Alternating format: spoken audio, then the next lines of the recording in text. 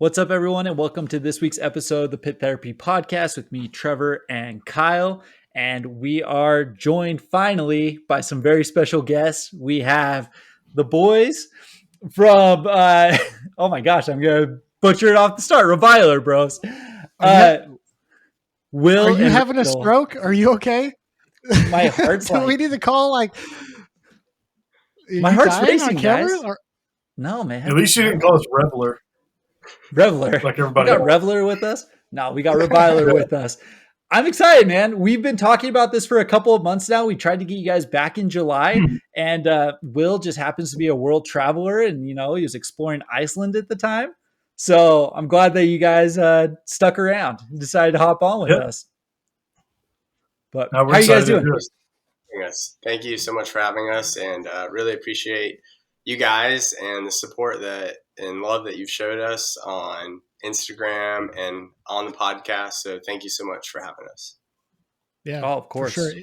I'll tell you, it makes it real easy when you make good music. So, thank you guys for the good music, because it's as much for us too. It's easy when we listen to you all the time. So One thing you'll learn very quickly about Will and myself is that we're very good at receiving compliments. okay. That's not true. It's very hard to not immediately deflect when you said that, Kyle. So All right. Well, look, we'll just talk shit on you guys the rest of the time, and That's maybe what we like. Okay. That's what we like. thank you. Yeah. We'll be so much more comfortable. Hey, so when were you in Iceland? I guess it was July. Right after we did our release show, and then 2 days later we went over there. Was it like just a trip or a cruise? And I'm asking because my mom was on a cruise out there. So if there was a really tall, annoying redhead lady, then you might have met my mom. But Nah, it was a trip over there, not a cruise. okay, all right. Yeah. Well, What took you to Iceland? Because that's on my bucket list too. Yeah, Mighty Ducks too. Been on the list for a minute. My mom's 60th birthday. My parents have not traveled internationally before. My wife and I have done a decent amount, and so it was just fun going over there and letting them experience something new and being a part of it with them. So yeah, that was the main pull for going over there. That's awesome. That's way cool. Yeah, it's awesome. So, well, let's we'll get into this. So, Will, you're the vocalist. Randall, you are the guitarist. You guys started 2022. How did you guys connect, or how did Reviler start? Well, I was the last piece of the last member, so I'll let Randall start from his side of things. So things started picking up in the Greenville scene about 2022. There was more and more shows started happening. I was in a band in the area like 2010, 2009, 2010. And not a lot had really happened in the area since then. So once shows started happening again, I started going to them, and I really wanted to be a part of it again. So just really started talking to people. Say, hey, who wants to play music? Got connected with our drummer Brett. Our buddy Max at the time was playing bass for us. So then we heard Will was interested in doing vocals, and first time I met Will was, I think, in this room. Is that right? Where we practiced in my basement. We had been around each other, but that was our first time meeting. And Brett, our drummer, I had known Brett. I think the first time I met Brett was maybe 2007. I was from Columbia originally, and so Brett's band would travel from Greenville and come down to Columbia, and so we would always just all crash at the same house. And just stayed in touch with him ever since. Probably 2018, Brett was playing music with some indie band. And so my wife and I went out to see him play a house show. And I was like, hey, Brett, I've been writing. I would love to play heavy music. Do you think you have it in you? And Brett, if you have not talked to him, he's got a very South Carolina voice. He's like, no, man, I think the heavy music days are past me, buddy. And so then 2022, he hits me up and was like, you want to do vocals in a hardcore band? I was like, I knew you had it. Dude, that's sick. So, I mean, Greenville right now is popping off. Like there's you guys, there's Brass Tongue, there's so many good bands right now coming out of Greenville. What do you guys attribute to the resurgence?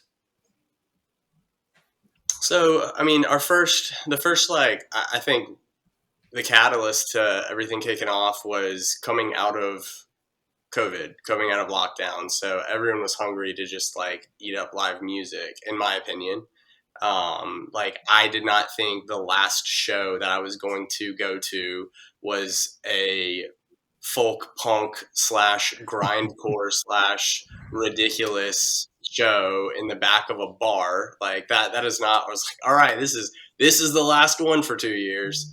And so Jose has if you've seen it, Azucar had done a lot of the booking around here. So Jose booked the first show at a skate park, and it was in an upstairs room, and had Your Spirit Dies was one of the local support on that, and then a bunch of Atlanta bands.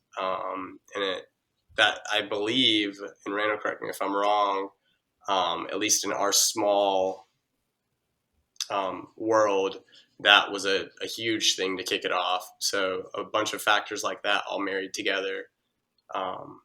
Yeah. Anything I'm missing on that one, Randall? I don't know. I think for some reason we are blessed with just having a lot of great musicians in this Greenville area. And I think just a handful, I'm taking off the top of my head, probably 24 people that are just very talented, extremely talented. And we're just kind of tired of sitting around, especially like Will said, after COVID. So after COVID, once it started kicking off again, some of these people that were kind of on the sideline for a while that been casually playing in their bedrooms or never really thought about it, just kind of jumped in, and it took off. Yeah, that's awesome. That's awesome. So we've talked a little bit with like Travis and Gooner from Strikeface and Intimidator, and so it's very interesting. I don't know, hardcore is such an interesting like concept because like you guys are down the street from each other and you're like brothers in this scene, but it's still very different. So like how would you categorize Greenville right now in like South Carolina? Like what's different? What makes it unique? Or I guess just in the general area, right? Because you go up the road into like North Carolina and stuff, and you know we're used to like Advent, and you know there's a couple cool bands like Ends of Sanity and stuff right now that are coming out of there. So, like, what makes Greenville Greenville? That's a great question. I think just like any other scene, we always are really pushing to have all ages spots. As with any hardcore scene, it's really about the youngsters. It's about the youth. So we have always had a focus in Greenville to not be exclusive to 21 and up or even 18 and up. That's one difference between like Greenville and you mentioned North Carolina. Charlotte is about an hour and a half away from us, but Charlotte has really struggled to find a good all ages spot. Typically, shows in Charlotte, they're going to start at 10 p.m. and it's going to be 18 and up. Where shows in Greenville, we're going to start at 7 p.m. and it's going to be all ages. So we do love Charlotte. I'm not saying we don't love it. It's just different up there. Where Greenville, we try to keep a more, again, it's more of an all ages focus. I think Charlotte would love to do that, but they've just had a harder time finding spaces that allow that to happen up there. Yeah. It's crazy, like 21 and older shows starting at 10. Like I can't even find a babysitter for that time, you know? No. Like that's the younger crowd are the ones that are hanging out that late, man. Not old guys like me. So well, I think Randall touched on it earlier, but seeing a lot of people that have been in and around the scene for so many years. I'm the youngest in our band, and I'm 32, about to be 33. And so, you know, some of the kids that are coming out to shows, when I went to my first show, they weren't born yet. Right. So it's cool to just have people that are positively, influencing like these people that are starting to come out to shows. And I don't know, it's really it's been cool to see a lot of people that like I mentioned, I met Brett in 2007, and now I'm playing music with him, right? So, something cool about that. Yeah. It's crazy what you were just saying about like finding the all ages venue. It's hard. Like that's one thing that we're out in Salt Lake, we're struggling with right now. We have a couple, but you'll have to go on and find some of the Salt Lake stuff. We have that's called the Scooter Shop, but it's a hallway. Bands come and play like a hallway, and it is scary seeing some dudes like swinging with nowhere to go because like there's 6 feet of space that you're just standing in. It's like hardcore finds a way. Yeah, it's insane. Daredevil, right? Yeah, you got to get creative sometimes. Oh, for sure. It's awesome though. It's a ton of fun, and what you're saying is true, right? Like we have a couple of the shows like the Dying Wish Pain of Truth tour that's coming. That got booked at 21 and older one. And everyone here is just like, you got to move that venue. You've got to move that venue. It's just not the same. Like it's fun, but it's just not the same. So. We've been lucky to at least have some consistent spaces. I mean, just like anywhere else, they come and go. Just because it's wild and it's violent and it doesn't make a lot of money for the places that host it, so they come and go. But we've been fortunate in this area to have enough handful of spots. No, for sure. So Will, I know you're straight edge. Is Reviler a straight edge band? Reviler's not a straight edge band. I know it's confusing when the vocalist has big X's on his hands and vegan straight edge stuff across his stomach and wears animal liberation shirts. No, we're not. But with that being said, like we have straight edge members, and there are a lot of things that the band collectively agrees with, and so no, we're not a straight edge band. All right. What do you say, Will? What was that? What do you say specifically, Will, when people ask if Randall is straight edge? What do I say? Yeah, I say Randall's an adult. I'm just an adult. He can make his own decisions. I typically choose not to do those things, but I just I can't remember the last time I've seen Randall do anything that would disqualify him from being straight edge, but I gotcha. Yeah, we're pretty much the same way, but Trevor has an issue with sniffing glue. So I love that. Love to hear that. Wait, that's not straight edge. Glue. That's not straight edge, right? That's not, okay. No, the reason I asked is because I was flipping through, I was reading some interviews with you guys, and one of them had you guys listed as the hardcore straight edge band. They always do. So it comes up. There's just a lot of assumptions made, You guys are going to get canceled online or something and be like, dude, these guys were a straight edge band, but they're not, they sold out. You're going to be are we allowed to tell the strength started getting called a chain of beers? It's great. Are we allowed to tell the story, Will, where I had to back up once I was skimming through a message while I was driving? Are we allowed to tell that story? There's a long, I'll for the sake of everyone involved, we got asked to be included on something that had a lot of straight edge bands that I highly exalt and respect. And Randall was like, yo, check this out. And I was like, that's really cool. You told him no, right? And he's like, I just told him, yeah. And I was like, dude. It was like very simple, like being included on like a sticker sheet or compilation thing, and I had to be like, yo, like, thank you for the invite. We cannot do that. You cannot put our name next to Earth Crisis. I think Randall has more to add to this. Yeah, no. So I was driving, and of course, I'm not while I was moving, at a red light, of course.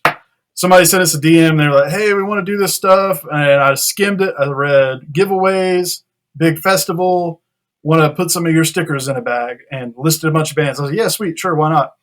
So then when I got home, I actually read the message. And I was like, oh, no. And I sent it to Will. I was like, Will, I'm punting this to you. You got to handle this. I'm out of my element here. I don't know what to do. You got to speak their language. Yeah. These are your people. I'm sorry. Handle this. You guys seen those Stanley Sievers videos about like where he's making fun of people breaking edge and stuff? Like, is that Yeah. kind of how you felt? Like, if not now, you never were, you know? Right. Yeah. You guys could have been extra Reviler X for a minute. You know, I mean, just throwing it out there. We could. Probably have more fans. We'd have more fans. You could do like X Reviler, you know, because it's like you know, like I like that. not the full thing, just the Not So- full straight edge. Yeah. Our band is half straight edge, Yeah, and the other half works doing the in. stickers that like Yeah. big block letters, Reviler, 50% straight edge. And then the other half is people who work in HVAC. So we're half straight edge, half HVAC. Half There you go. hand. That makes sense. Yeah. There you You know go. what's funny is like we've been fortunate enough to talk to like a couple guys that have been around for a while, and we hear all the stories about these old like straight edge bands. Well, bands that you thought were straight edge, you know, and there's all the stories of them getting hammered and stuff after shows. And I don't know. It's funny. I respect bands that do it, you know, and but it just it's kind of funny to hear stories about those bands. So Yeah, I glad you think guys are at least honest about it, you know. That's all I'm gonna say. Yeah, of course. we kind of touched on this earlier, but straight edge or not, because of the Greenville scene, we really try to focus on being all ages, and there's younger crowds at our shows.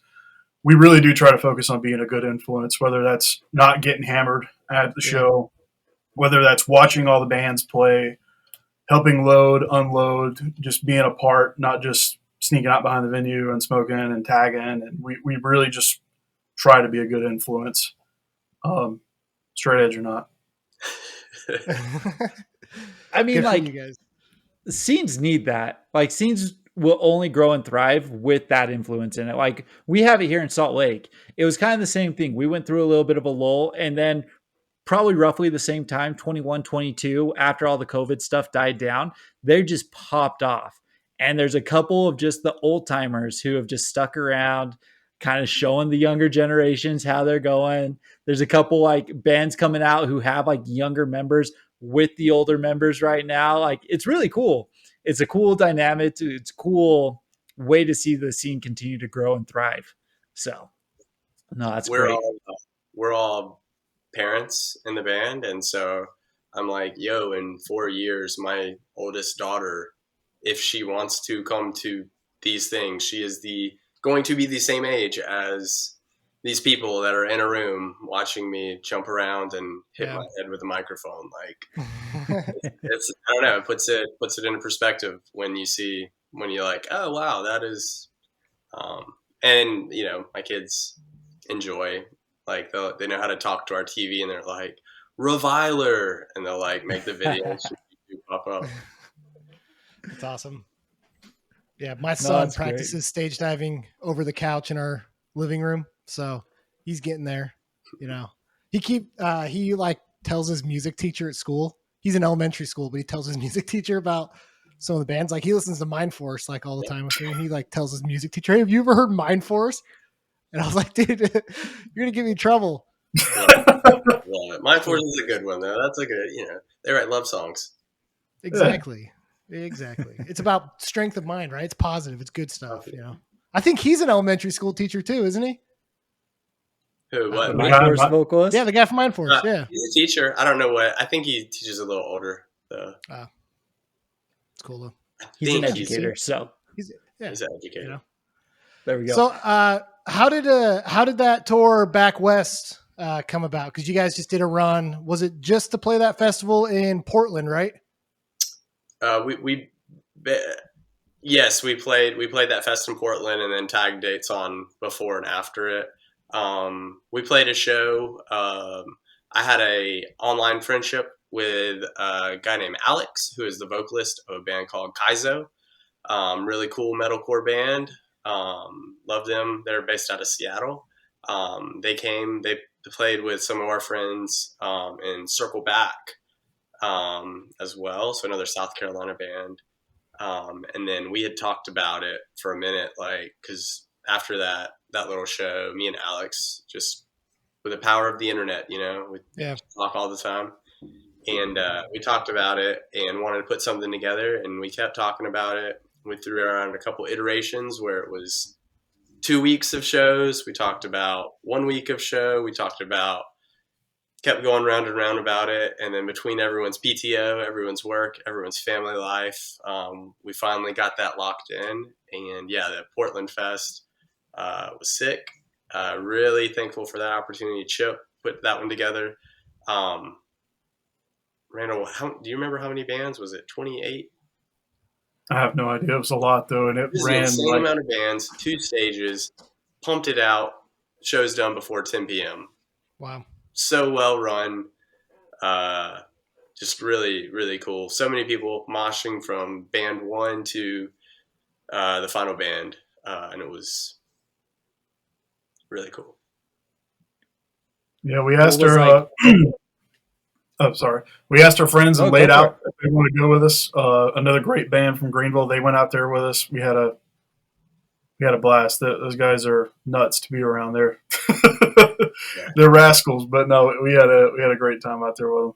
It was cool. Yeah, shout out Laid Out. If you have not listened to Laid Out, they're sick. And then from putting that together, Kaizo and Laid Out linked up, and then they put out a split right before we went out there. So it's really cool seeing friends from all over do creative projects together. Yeah. That's awesome. That's so like cool. Logistically, was that hard? Did you guys didn't drive out though, or did you? Because that's a long drive. Nah, we flew out. We shoved all of our merch in a suitcase and checked the guitars. Probably the hardest part was coordinating our drummer Brett, what gear to bring, what was shared gear. Randall is extraordinaire logistics. Thank you, Randall. No, it wasn't bad. We were able to essentially get everything in a couple suitcases. We checked guitars, checked cymbals.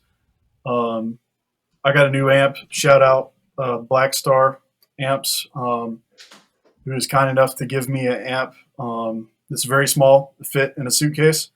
So we took it out so I'd have my pedals and amp out there. No, it was probably too easy. That it went really well. It was awesome. We got out there, rented a minivan, Turo, for like half the price of renting it on Enterprise or anything like that. Yeah. If you never used Turo before, I recommended it. It was awesome. No, it was great. Everything went really well. So I saw the video. What's it feel like to have Rocky from Three Ninjas mosh for you guys? It was humbling. I gotta say, because I'm assuming it was a he. I don't want to misgender a ninja, but while we were playing, I kind of kept my eye on him out of the corner of my eye. I was like, "Hey, he's kind of standing there. You know, he's got his arms crossed. He's doing this." And then once I saw we got his approval, and he began to do the karate moves in a karate suit. You know, I that made my weekend right there. I was ready to go home after that. Was he doing like legit karate moves? Yeah. I mean, I think I saw a roundhouse. Is that karate or is that taekwondo? I don't know. It was like breaking boards in the middle of the pit and stuff. Yeah, it was. Yeah. But no, it was. I don't know what was going on there, but it seemed like he enjoyed it, so that was cool. Good. That's cool. That's way sick. So in your guys' No Echo interview, you guys talked about when you guys first got together, you wrote like 30 to 45 second demos to kind of determine a style and figure out what you guys were going to be. What stuff didn't make the cut? If you knew how many Reviler songs that are out there that don't make the cut, I would realistically, I was thinking about this earlier this week because we're doing the same thing right now. To where I'll sit down, or Derek or Brett or anybody will sit down and we'll literally jam out 30 seconds and send it to the group chat and be like, "Hey, what do y'all think about this?" And there's probably at a minimum of 100 of those out there. So I'm all about the, I've had this for every band that I've ever been in. I don't want to be one of those bands that puts out something and doesn't like it. So I'd rather just go ahead and get those songs out of the way and just put them in the grave before anybody else sees them. So we constantly write a lot and just see what sticks, to see what resonates to it, see what feels effortless. So there is a lot that didn't make it. We trim a lot and we rob a lot from other songs. We've probably played, I don't know, 5 or 6 songs live that never saw the light of day after, just because we test them out to see how it goes, see if we like it live, see if it matches up, and sometimes we do, sometimes it doesn't. That's part of our process that we've had since the beginning. We're still doing that right now, currently. Yeah. So how did you like get? I guess what's like the biggest influence on your guys' sound? Because I don't know, like there's this huge spectrum of hardcore and different sounds, and honestly, we've talked about this a lot. Your guys' sound really resonates with me. You know, I really enjoy the more like metallic-y type hardcore that's a little faster, but not like too punk fast, you know? So like you guys really hit this like sweet spot for me in a sound. So like how did you come about, you know, with this sound? Where are you pulling influences from and stuff? Will?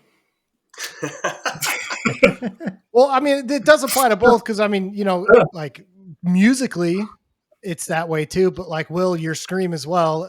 If you listen again to the pod, I have a lot of issues with certain screams and sounds because I'm not a deathcore or death metal guy. I don't like that. So your like higher registry scream is 100% like what I like. So from both sides of it, scream and musically, like yeah. So thank you. I'm learning to accept compliments. Thank you. Yeah. So I mean, I guess we started from something that before we were all trying to like see like, hey, let's jam first. And the first song or the first band that we said, all right, well, everyone just have this song on the ready. Doesn't mean we're going to sound like this, but it was a Comeback Kid song.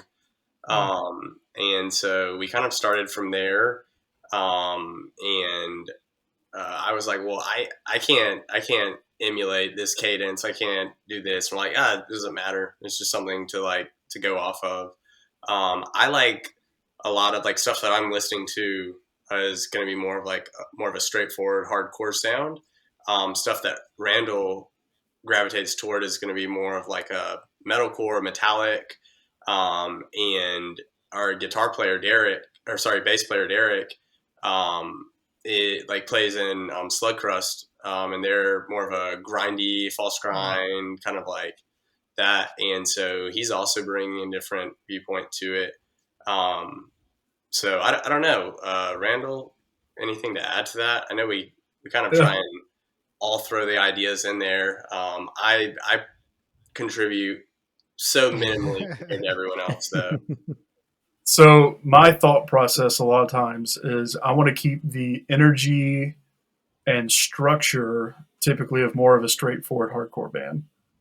But we call it the heaviness and the spookiness of something like an Advent, like an End, something along the lines. So in my mind, the perfect sound for me would be something that is energetic, that moves well, that flows well, but is heavy and dark sounding at the same time. So musically, that's what I try to aim for when I'm writing guitar riffs.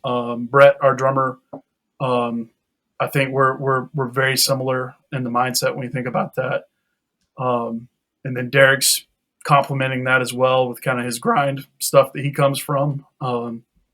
So I think really, if I try to nail down a sound, that's what I strive for.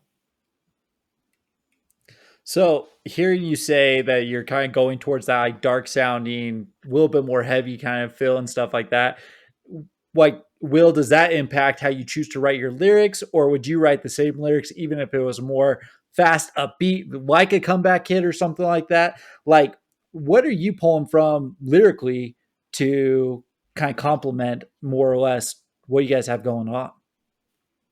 Yeah, so I mean, all the stuff that we write about, like we're very positive people, but we also see this as an outlet, right? So me and Randall do a lot of the writing.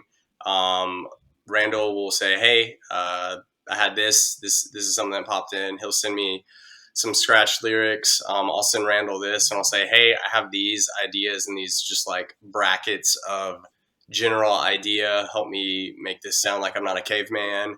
And so a lot of the stuff that a lot of the stuff that we're writing, we're using this as an outlet, a positive outlet to talk about things that are either like deep or things that are like frustrations or things that we just are seeing around us, a way for us just to process something and then have an outlet as well. So, and I've always been attracted to that. Like a lot of the music that I've listened to has always had those similar themes to it. And yeah.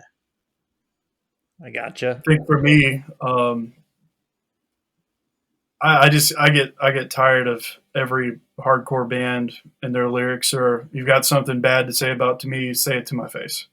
I feel like Right. I've heard that song 400 times. Yeah. Right. And so for us, I really think, I mean, for song inspiration, like if something affects me or if I get frustrated about something, that's where I'll just go in the notepad on my phone and I'll jot it down right then and there, bounce it off Will and say, hey, Will, what do you think about writing a song about this? Off the top of my mind, one is Callous of Devastation. So I won't get too in the weeds about that, but I remember I have a job that a lot of times I have to take clients out to lunch and stuff like that. So I was driving in my car, listening to the news, and this is so terrible, but it was the day of a school shooting, which unfortunately, terrifyingly enough, that happens so often that I can't remember what particular one it was. But the day of a school shooting, I just remember thinking, God, this is terrible that this has become the norm and it's not affecting me very often. Now I'm going to go eat some Japanese food with some people and act like nothing's happening. So the whole time I'm sitting in this lunch meeting, that's just running through my head. It's just like, man, this is a lot of people's worst day of their life they have ever had. But a lot of people, they're so immune to seeing these terrible things happen that they just go on everyday life. Yeah. So I texted Will. I was like, hey, here's an idea for a song I just had. What do you think? And he said, no, that's terrible. Let's don't do it. Yes, that's scratch it. So I'd much rather write songs about that versus, I don't know, some of the, I hate to say more shallow subject matter, but for me, hardcore is a powerful thing. So you need to use it to talk about powerful things that are happening in this world and in your life. You know, I appreciate you saying that. And Callous to Devastation is definitely a song that stood out really highly on the record. It was one that we actually shouted out when we did the episode about you guys, because number one, the subject matter, and number two, your guys' delivery of it, right? We've often talked about on this podcast being like having memorable lines, things that stand out, and you know how many black boxes, how many folded flags. Like I mean, I can sing your song for you if you guys want me to. But I won't ruin that for you guys. But we were talking to Kendall from Heavy is the Head out of Virginia, and same thing. They're talking about issues within the country and things that just like a lot of us, like you said, we just like move on with our lives. And it's kind of frustrating, you know what I mean? That this is what our life has turned into, that we are callous to everything that's going on around us. And so, you know, I appreciate that. I appreciate an outlet, a way to actually like be thoughtful of this, take a moment to reflect and like actually think about what's going on around us. Yeah. I mean, that's what the scene was bred on, right? Was Yep. this, you know, they say counterculture, but I feel like counterculture, you know, especially nowadays, it's, you know, we're not paying attention to the right things while bad things are happening all around us, you know? Right. So that's, yeah. And I do want to get into your guys' new record. So I'm glad you brought up that. And I don't, want it to be an awkward segue after talking about that, but we really do appreciate that. I know you guys hate compliments and I try to be positive and give compliments, but definitely appreciate when music sounds real. And me and Trevor talk about this all the time. Like we wouldn't bring up or try and help promote these bands or talk about these bands if we didn't feel like it was raw and authentic and real. And so we appreciate that from you guys. But let's jump into Devastation though. So that was released a month ago, July. maybe a little more. July. Yeah, it's been a couple months. Yeah. Yeah. So just kind of run us through the process of making that, how long you guys been in the works with it. What was the process like? What did you like? What are you, maybe going forward? What are some stuff you're going to try and do different on your next album? Cause I hope there's more music too. Oh yeah. So we released quite a few singles, and truthfully, we should have, packaged them out and done like a Reviler 2023 demo. We did it, right? So we just had singles. A handful of those songs are songs that we had already integrated into our set in some fashion and in some form. Some of the songs Randall mentioned, like, we're not afraid to have a song down enough and then be like, all right, well, let's just add it into the set and see what happens. I've got like half lyrics written for it, but I'll have the rest. Brett will be like, yeah, I think I know what I'm gonna do on this fill here, and then we're like, yeah, we'll see what happens. And it's never failed us, so we'll just keep doing it. But some of the songs have been in the works for a while. There were some songs that we fully recorded and they never made it onto it. And so that's the highlights of it. Yeah, Randall, I'll throw it over to you. Yeah, we'd been, I think one of the Promises Broken on Devastation was the first song we wrote on that one. And we actually wrote that song before we did a handful of our singles, before Fear and Isolation, before we even wrote that one. So we wrote that song a while back, sat on it for a while, played it live, really liked it. So we had a collections of these songs. We wanted to, oh, look, Will's got the record right there. I'm having to refresh what's on it. So previous to that, all the singles that I had recorded in this room with us, so we really wanted to go somewhere else. So our buddy Ian over at Studio 101, we talked to him, said, hey man, we really want us to be different. We want to come through and track the music live. We want it to feel like a live set. So that's what we were able to do, which was great. I could never do that here in my basement. So we went to Studio 101, my buddy Ian, we set up, did all the music for it live. And it was great. It took us, I think, 2 days to do all the music, and then we would come back. Will and I would write lyrics for songs that we had already recorded the music for, and come back on the weekends here and there and record vocals. So vocals was a little bit longer of a process. We wanted to take our time on it and get it right, but it was great to finally have a finished record to put out. It will not be the last for sure. I think once we what do you think timeline for our next record, Will? I love timelines, like. Yeah, I think this is recorded too, so we're gonna hold you to it. That's right. Yeah, of course. I mean, I think we've kind of agreed we'll probably do a 4-song. And Randall mentioned this earlier. We had a song that was complete, and then about 2 practices ago, we're just like, yeah, scrap it. I mean, like, we're not afraid to just completely scrap something, and we want to be happy with what we put out. Yeah, that's cool. You mentioned going and recording live. Was that a conscious effort? I don't think a lot of people do that kind of stuff anymore, right? No. I wanted our sound on this record to have more of a raw, organic type sound. There's nothing wrong with a band going in a studio and getting everything dead perfect. There's nothing wrong with editing drums to where every hit sounds absolutely right. There's nothing wrong with playing a guitar track 500 times until it's perfect. That's all well and great. But when you come to a Reviler show, that's not what you're going to see. What you're going to see is a lot of energy.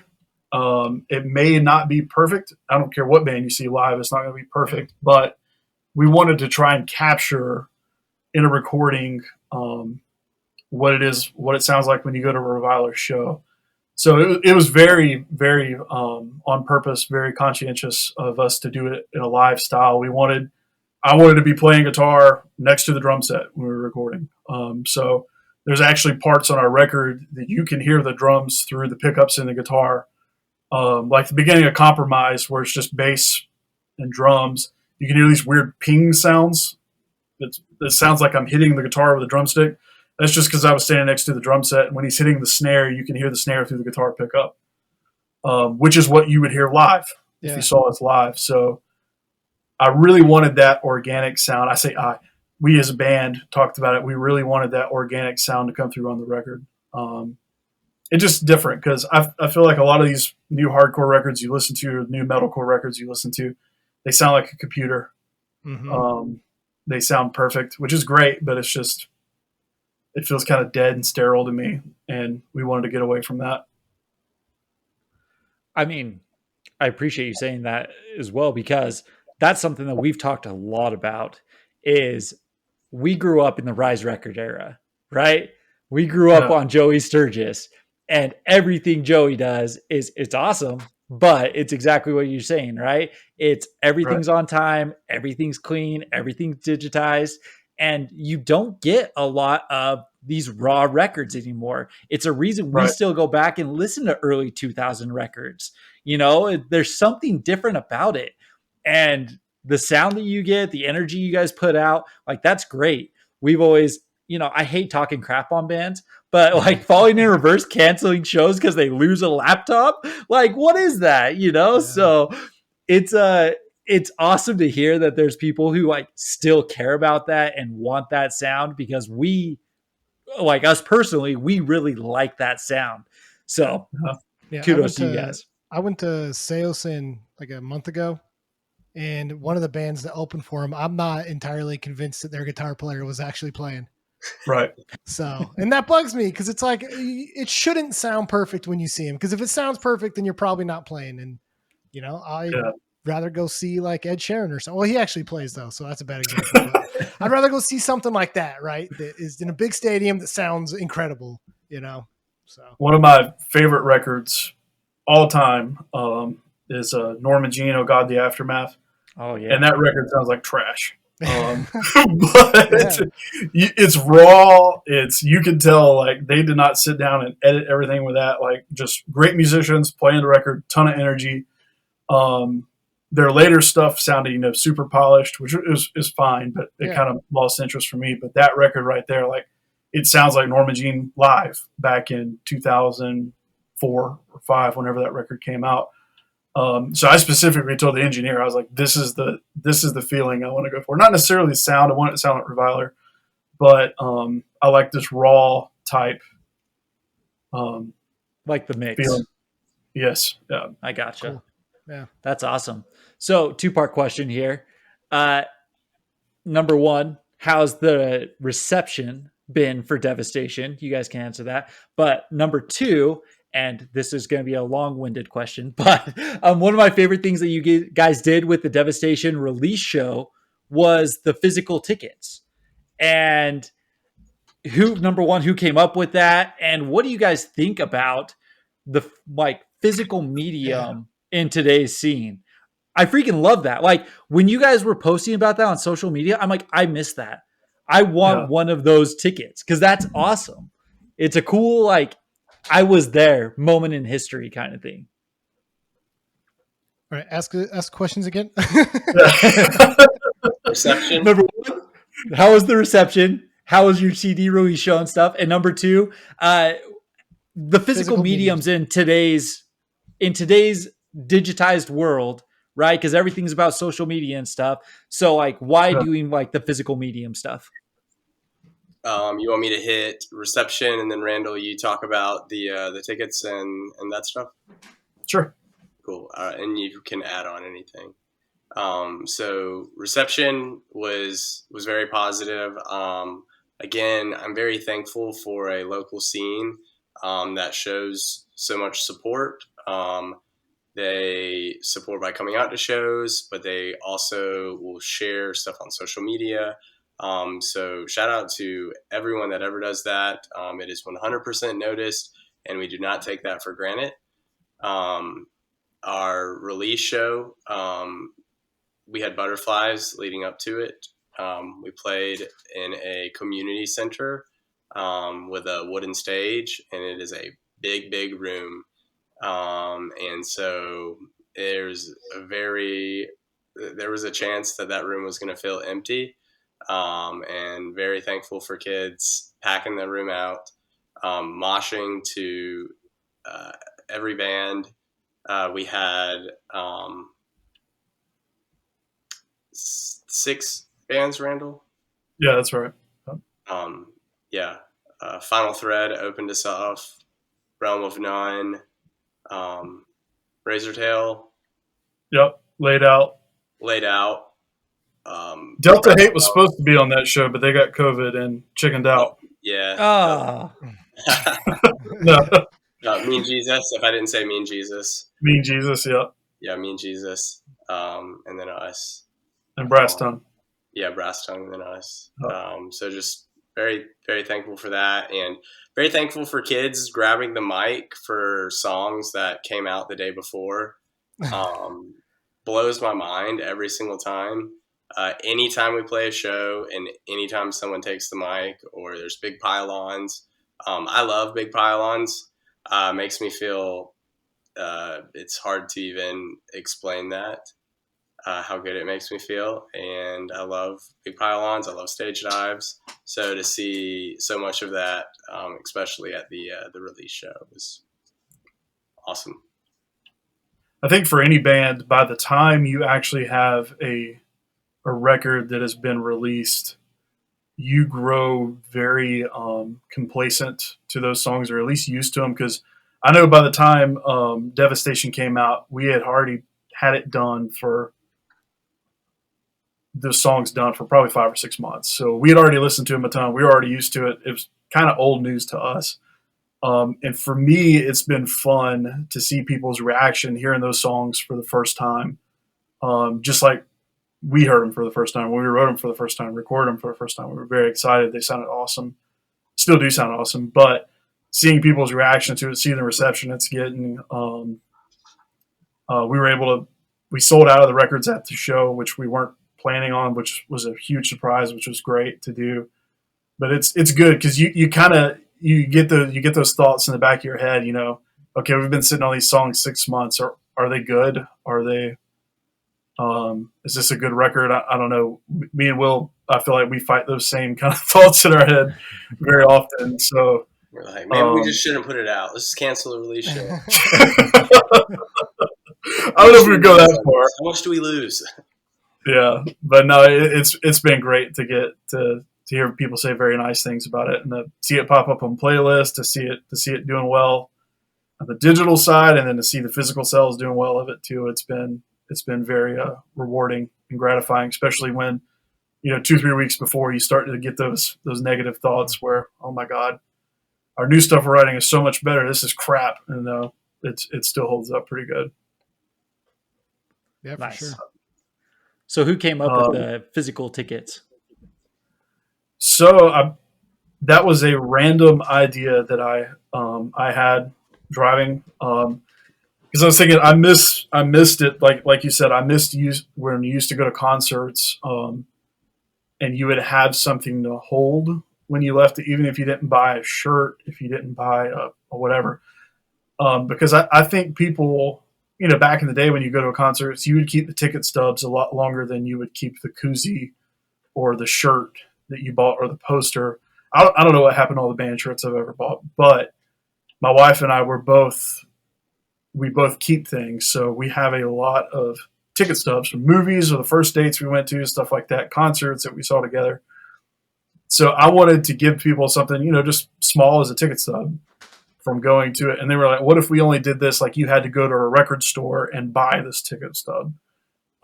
We wanted to pretend it was the year 2000 again. So that's where all that thinking was behind it. The guys that we worked with to set up the show, it's Welcome to the Family. It's the name of the promoter. They work in Greenville and Charlotte. I just texted him. I was like, "Hey, Dylan, what do you think about this?" He's like, "Love it. Done. I'll handle it." I was like, "Okay." That's cool. So they That's a made good everything. promoter. Oh, they're excellent promoters. Dylan is the man. He made it so easy. I would throw all these crazy ideas at him. Like, all right, hear me out. What if we had bumper stickers that said "I staged over at the Piedmont Community Center"? He's like, "Cool, yeah, do it. Cool, awesome, love it." Nice. So any of the crazy ideas we would have, he'd be all about it. I was like, "Man, what if we had food trucks?" Okay, awesome, I'll handle it. So yeah, we had those bumper stickers. So sick. I'll be driving randomly around Greenville, and I'll just see a car with someone that I don't know them personally. I'm just like, that is insane that you have no other bumper sticker on your car except for a "I staged stove at the Piedmont Community Center." That's awesome. That's Yeah, awesome. the physical media, it all comes back to, for me, missing the early 2000s when you could actually hold stuff. I remember coming home with the CD and going to my room and popping over the book and reading over the lyrics and listening to that CD till I wore it out. You would learn a whole CD, you'd learn a whole song, every song on it. You'd read all the lyrics and stuff. It was fun just to hold something. And I know a lot of people do that with vinyl, and that's why vinyl's been coming back for a while. But anything we could do more of that, just to have physical memories, is important. Well, I feel like the last while that the like actual art of this stuff has kind of been lost, right? That's like I've started getting into vinyl too, like a lot of people, but it makes you be creative again. Like, oh, I have to draw a cover now that people care about, right? Like I don't just do some stupid graphic that I'm going to throw up on Spotify. And I miss that part. I miss all the crazy CD covers. I miss all the, even just like the random like movie demo quotes in songs. Like some of the creativity and the art in this has kind of been lost. And I love seeing, like, that's one of the things we brought up about the tickets, the physical tickets. It's like the art and the creativity is starting to come back, and I'm all here for it. Cause just like you, like I remember stealing posters from venues, that they would have promoting shows, and we would just grab a whole bunch and run out. Like, and then they're home, duct taped to my wall. Like I miss that. And that's why I started doing this. Cause it like, I miss that part of hardcore too. So yeah. I am also a absolute, like, anything made out of paper or whatever, just like pack rat, set lists, zines, promotional like flyers and stuff. When we did our run in Pacific Northwest, they had a really nice print of the show flyer that you could buy there, and I bought that. But then we were out getting pizza, and they had some of the very first iterations with like a different lineup. Some bands had dropped and were added, duct taped on all these posts. So I like ran out in the rain and ripped it off of a telephone pole, and I was like, "This is coming home with me." Yeah, that's awesome. Love that stuff. That's great. So again, we'll sing your praises, but one of the things we said when we were talking about you guys is we feel like you guys are a band that 2025 could make the circuit run of the festivals and stuff like that. Like you guys bring the energy. You're, from what we can tell, reception is good kind of thing. And your shows look great. So what is kind of the plan for the rest of this year going into 2025? Well, the next big thing is October. We'll do some Canada dates. We've teased that a little bit. Tickets are bought. We're going out there. So we'll announce kind of the rest of those logistics coming up. We, being a bunch of family men and men in their 30s, we love a good long weekender. I love a good long weekender. Yeah, Randall, anything to tease on that? I think what you'll see more from us in the next year, as we get better at it, because this is when Canada, this will be about the third time that we've done it. we're starting to figure out how to do our weekenders not just in the Southeast. So we're starting to figure out how to go to Seattle, how to go to Canada. We went to Puerto Rico, how to do things like that. It takes some creativity as far as packing goes. It takes some creativity as far as finding out how we can manipulate airplane tickets to where they're not as expensive. But we're getting better at it. And I think that next year we're going to be less timid to even pull the trigger. Like, so if somebody offers us a show in LA, if it makes sense and everybody can do it, I see us saying yes. Things like that are starting to make more sense to us. So we love the Southeast. We love Greenville. We love playing around here a ton. But I think a guilty pleasure, at least for me, and I assume I would speak for you on this too, Will. If we can do Reviler and see places that we wouldn't have seen otherwise and meet people that we wouldn't have met otherwise, and the band pays for that, that's a win. If we can go places like that and have new experiences, like we're driving through Washington. I don't know if you've ever been to Washington State. That's a lot closer to y'all than it was for us. But I'd had no idea that one side of Washington State was redwood forest and the other side of it was essentially a desert. So we're driving through across the state, looking around, and we're all just having this conversation like, this is wow, this is breathtaking, this is beautiful. We would have never been here if it wasn't for these shows that we're playing. So we love those experiences. We love seeing new places. We love meeting new people. And if the band provides us a way to do that where it makes sense, we're going to continue to do that. It's been good to rack up these experiences that we have, and I think we really can see that doing more of that next year. Well, that's when awesome. When you're ready to come see a big ugly city, you can come down to Dallas. Okay. I'll take you guys to get some barbecue or something. All right. Hey. The cool thing about Texas though is you can do a whole weekend run just in Texas because there's big cities. So love to do. We are definitely down to go to Texas. Yeah, doing Louisiana into Texas would be my. There you go. And then listen, like we say this with every band, right? But you guys want to come through Salt Lake? We've got a nice little path going down from like if you want to go up north, you can go up to like Boise and stuff, and then over to like Sacramento, and you can hit even up to like Portland and stuff like that. Or if you want to go south, go down through like the desert, you can hit Vegas. That takes you to LA, San Diego, and all of that kind of stuff. So we've got a couple of paths to help you guys go places, and you guys just let us know. Look, like we'll get you guys overrated. Out here. Don't listen to Kyle.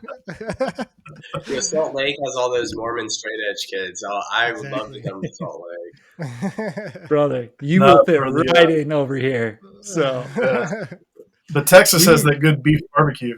Yeah, good barbecue, great barbecue. Yeah, that's what Will loves. Will, you can drink the barbecue sauce. Oh yeah, there you go. They got like smoked potatoes, I guess, or I don't know, collard greens. Jackfruit. We'll smoke some tofu or something. Thank you. Yeah. There you go. Will was coming over to my house one day. I don't know if he was coming over early to help me out with merch or to pack up or what, but I was like, "Hey man, I'm cooking some lunch." I was like, "Do you want some lunch?" He's like, I was like, "Dude, I got you. I'll make some vegan stuff." I found this really cheap chili that just happened to be vegan because they were so cheap they didn't want to put real meat in it. And then I like made some hot dogs with carrots. And I was like, "Here you go." And Will was like, "You know what, Randall? This is edible. It is vegan and it is edible." Nice. So, it's a good friend. It's a good friend right there. It was a recipe that I would eat again. It was very good. No, there we go. He called them carrot dogs. He called them carrot dogs, and I thought he was joking that he had a pack of veggie dogs that he was going to grill up. And I came and had actual carrots that were cooked beautifully, very, very tender, sautéed, seasoned great. But they were carrots on a bun, and I was this is amazing. Why didn't I think of this? That is like low key, super like genius for a recipe. Like it kind of works. I get it. Yeah. Better than the veggie dogs I've had from Will. Cool. Well, I mean, I'm super stoked for you guys. Like, everything you guys have put out has been great. You guys kind of mentioned this before, but in the No Echo interview, you guys talked about the Martyr Complex EP. Is that basically the singles that you guys put out and then just it never came together? All right, so that was effectively, we have a demo that we only have physical copies of. And it's really cool. It's got some songs that are not on streaming, that were only on the cassette. It's got an intro. We have it actually recorded, and it is like an intro. It's like, you've got a martyr complex. We have it on some of like our videos for like promo stuff. That was like the intro of the EP. And it's got some like Randall made some like audio clips for it. He used like an old VCR commercial and got like this 80s track off of it, and then had this like spoken word, some of our lyrics, and it cuts it out. And we actually had a gentleman come up to one of our shows, and he's like, "Hey man, I've seen you guys a couple times. That demo that I bought from you, it is the exact length when I drive to work and drive home, and I love it. Now I've got to ask you, is that from a movie? Where's that?" And I was like, "What is this guy talking about?" Like, oh, this is that clip that Randall made from scratch. And those little Easter eggs, like we love things like that, and it's really cool when people pick up on them too. So that is when I said we should have had a 2023 demo-esque. A lot of those singles, we were like, nah, these won't. We'll have something different. And life, and we scrap things pretty indiscriminately. Randall, anything to add on the Martyr Complex demo? We have a demo with a song called Martyr Complex on it. That's about as close as we got to that. No, yeah, that's great. So it's kind of out there. Yeah. But no, maybe that wasn't the best thing to do, but I was like, hey guys, check it out. What if we had a demo and we didn't release all the songs online, and you could only hear these songs on the demo? We're like, yeah, that's sweet. That's so sick. And then it's just like, yeah, we have these songs nobody's ever heard because they, they have to buy it. Well, listen, can we get our hands on a copy? I'll send you guys some money. I'd love to hear it. So. Yeah, no, we can send you guys. Yeah, we'll send you the. Hell yeah. Tape. We had like going back to physical merch. We had I might even have it right here. Oh, let's see if this is it. So it's a 2-pack CD, 2-pack cassette, and one of them is let's see. Oh, yeah. Okay, so one of them is an actual cassette, and then the other one is a cassette, but you pull this down, it's a USB stick. So then plug it into your car. That was one of our fun little physical media things. That's super sick.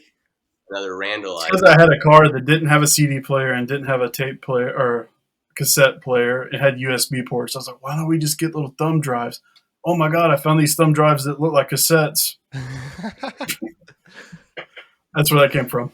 Dude, that's wild. Listen, that's like the coolest stuff I've seen. That's awesome. Keep doing shit like that. Like, that's what we want. So, but for real, I want a copy of that. So I'm going to send you guys some money. Okay. We're going to make this happen. So for real though, thank you guys so much for jumping on. For anyone who's listening, is it EP or is it an album? 7 songs. It's a long EP. It's a long EP. The EP is Devastation. It's fantastic. We are huge fans of it. If you guys have been following along, it's my grid. It's been on there for like the last 2 months. I swear every time I post it, Reviler's on there.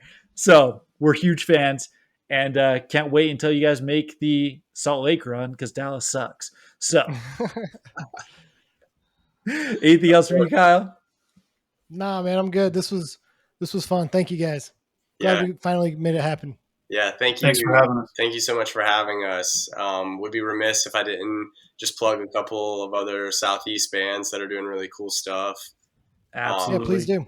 Yeah, so South Carolina, Brass Tongue, Laid Out, Final Thread, Realm of None, Such Cruelty, Slug Crust. This is a very off the top of my head list. Randall, please jump in if there's anything that I'm just absolutely dropping the ball on. Got our boys in Rat Poison. Rat Poison. Got our boys in Hellhole. Yep, Hellhole. Yeah, and then of course Strike Face, Intimidator, Quiet. Yeah. Low Country Guys. Quiet's really good. Yeah, and then we play with our other Southeast. I say other. We're not straight edge. They are straight edge. We're playing with No Cure. Is it Tuesday, Will? Yeah, our next show we'll play with No Cure on their run with Mouth for War. That'll be at the Radio Room. Shout out Radio Room and Wes. Just doing some really cool stuff for Greenville, bringing in a lot of really good shows. Thank you, Wes. Yeah, awesome. No Cure's fantastic. Caught them a couple of times in the last 6 months or so. So, Mouth for War is fantastic too. So that's true. Yeah. So that'll be a cool show. 10 to the chest on that fest. So if you like Mouth for War and you like mean, evil music, look up that, which is effective. Yeah. Yeah, for sure. So, okay. Well, thank you guys. We will be sure to tag all your social medias and everything like that. Thank you guys so much for it. And again, check out Devastation. So, okay, we'll catch you guys later. Thanks. Peace. Bye. Thank you.